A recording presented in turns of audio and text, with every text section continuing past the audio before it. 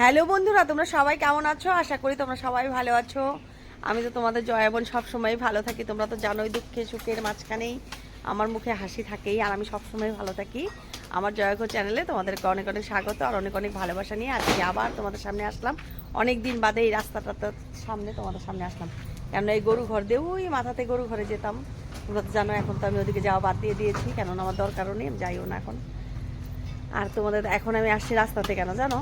তোমাদের দাদা ভাই দেখো সাজনা পাচ্ছে, দাঁড়া আমি তোমাদেরকে দেখাচ্ছি ব্যাক ক্যামেরা করে। এই দেখো সাজনা খাবে, যদি জয়দিদির বাড়িতে এসে পড়ো। দেখতে পাচ্ছ তোমাদের দাদা ভাই?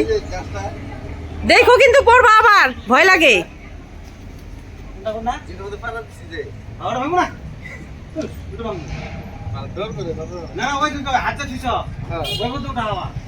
দেখো বন্ধুরা, কতগুলো সাজনা পানা হলো, দেখতে পাচ্ছ? এগুলো এখন এতক্ষণ টুকাইলাম আমরা সবাই মিলে। দেখো কতগুলো হলো। কত টাকা নিবা? নিয়ে যাও।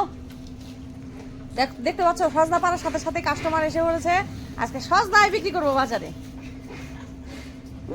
হ্যাঁ বাবু, চল আজকে সজনাগুলো বিক্রি করে আসি।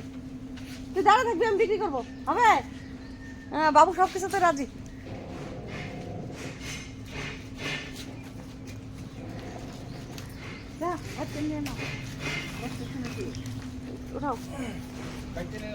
বাড়িতে নিয়ে যাই এক লাগে। দেখো বন্ধুরা, এখান থেকে পাড়ার সাথে সাথে 60 টাকা বিক্রি করা হয়ে গেল। আজকে অনেকগুলো সজনা বিক্রি করবো, আমার তো ভালোই লাগে। এখন ওগুলোকে না মানে আটি বানতে হবে আধা কেজি করে, মানে বাড়ির সাজনা না সবাই খাবে ওগুলো, জানো না? এ মা দেখো আমাদের ওই যে দেখো সবগুলো ধরেছে সাজনাগুলোকে, দেখতে পাচ্ছ? এ বাবা রে, শেষ শেষ শেষ করে ফেললো, সবকিছুতে শেষ করে ফেললো।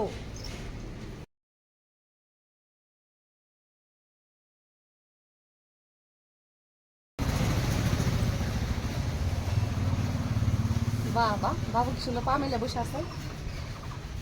বাবু ভাত খাবি না? এখন ভাত খাবা না কেন? এই দেখো মুঠা মুঠা সাজনা, এগুলো বিক্রি করতেছি। এই দেখো বাবু, ভালো হয়েছে নাম গো।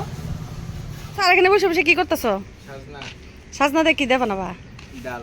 বাবা তুমি রান্না করবা? বাবা বাবু এই দেখ, তোকে সবাই দেখতেছে, হাই বলে দে।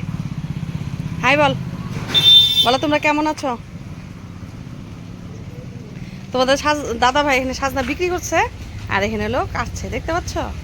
আর আমি বাড়িতে বসে বসে অনেকগুলো সাজনা বিক্রি করেছি। দেখো বন্ধুরা, সাজনা বিক্রি করে আসলাম। কতগুলো আমি বিক্রি করলাম, কতগুলো তোমাদের দাদা ভাই বিক্রি করছে।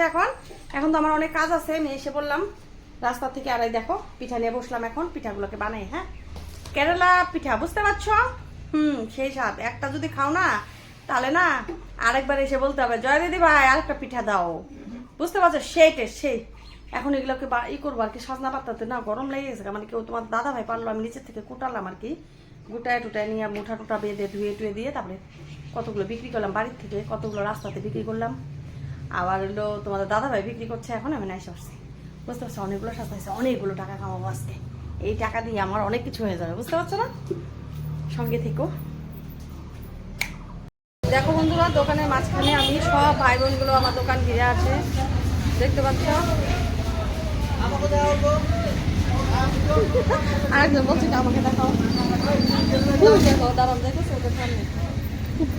এগুলো হলো সবগুলো হলো আমার বড় ছেলের বন্ধু, দেখতে পাচ্ছ? সবগুলো বলছে কি আমাকে দেখাও, কিছু বলো? কিছু বলবে না, খালি বলে কি আমাকে দেখাও।